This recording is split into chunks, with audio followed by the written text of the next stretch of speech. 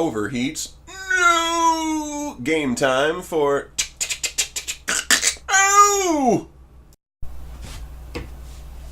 Hey folks, welcome to this episode of Old Men. Today, we will be playing the original Double Dragon on Nintendo Entertainment System. Pop! In the tummy. Ah man, good old 80s, back when it was okay to beat up other guys' girlfriends. Alright, this game was super popular as a kid when it came out. It was really well liked. Of course, everybody was less than ecstatic about the idea that you couldn't play two players. But it was still fun enough that people looked past a lot of the shortcomings.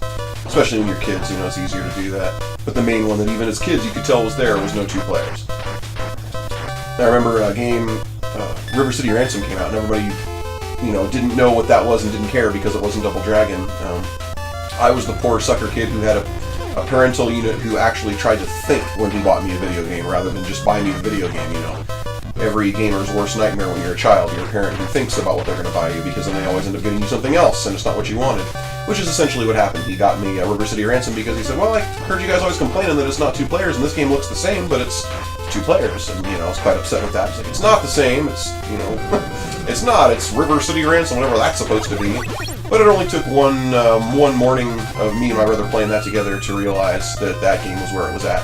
And I slowly got my friends over to my house and converted them one by one as they played that game. So now, the little hearts at the bottom left corner of the screen are your levels. The number 130 that just now went up to 170 is your experience points. Every time that clicks past 999, essentially 1,000, you level up. So at level 2, I can now do a headbutt, which is useless. You can jump, but you just jump. And you will also finish your little kick combos with a little roundhouse if you're at the right distance. And you'll finish your punch combos with an uppercut like that. So that's good. You get less experience when you use weapons, but if the enemies pick up the weapons, it can be a real pain to deal with them. So you go up here and then use the weapon, and it gets stuck up there, and now they can't have it. So it's very important before you go through those doors to make sure that you're either level 3 or very close to level 3. Don't mind the loss of life so much. I believe when you go through the door, you get all your life back. But I could be wrong. Yeah, okay, we're done playing around. So now with her down, I've got 95. Let's see if I get my life back. Yeah, okay. Why did I do that? So one more hit, and bam. Okay, so level 3, now I can jump kick. The jump kick is necessary for the last boss, or for the boss here, the boss at the end of the first level. It's possible, it's very easy actually, to get here only at 2 stars, or 2 hearts. This guy. There. And that's how you beat him. You can beat him legit, but it's really hard, and he does a crap ton of damage, and it's more frustrating than fun. So really, that's the way you beat him. Alright, so level 2 has my favorite cheat. It's the cheat that essentially allows you to get through this game a bit easier. Just a bit. Go ahead, throw your little box. Again, I could use the box, but you always want to get as many experience points as you can, unless this jerk comes around trying to grab that box. No, put that tomato box down. Or that TJC, I guess? TJC box? No! Don't kick the dynamite. Oh my lord. That was my attempt to pick up the dynamite and throw it away before it exploded. Instead, I'll just exploded it.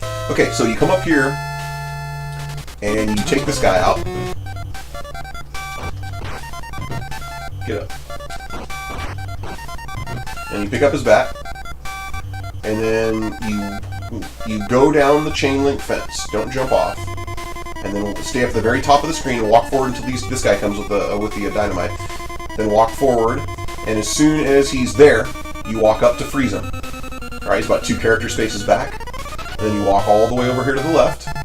And again, make sure you go down the grate. All the way to the end. Back up the grate. All the way back over. And if all went correct, which usually it does, he won't be there. Yeah, he's gone. But his ghost still is. If you're listening, You hear the sound? Here, I'll kick regular. Then I'll kick over here. Hear that? I'll swing over here. Swing here. Also, pay attention, my score, I guess you can't see my finger. My score is going up, but most importantly, if you look to the left where I now have 4 hearts, my experience is racking up super fast. So basically, you just come here and you get experience. 4 swings of the bat gets you 100 experience. And I'll look at the yep, show up. Like I did.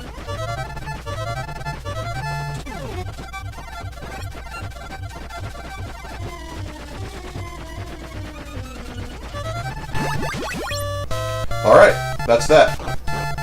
Now we are completely leveled up, so we have all the moves in the game. Leveling up doesn't mean you take more damage, it doesn't mean you do more damage, it doesn't mean you move faster, it means you get access to new moves, like this.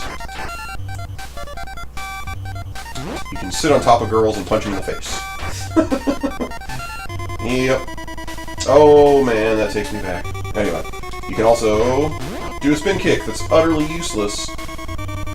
Even on these lower levels, it can be utterly useless. What are you waiting for? You can do some of this, too.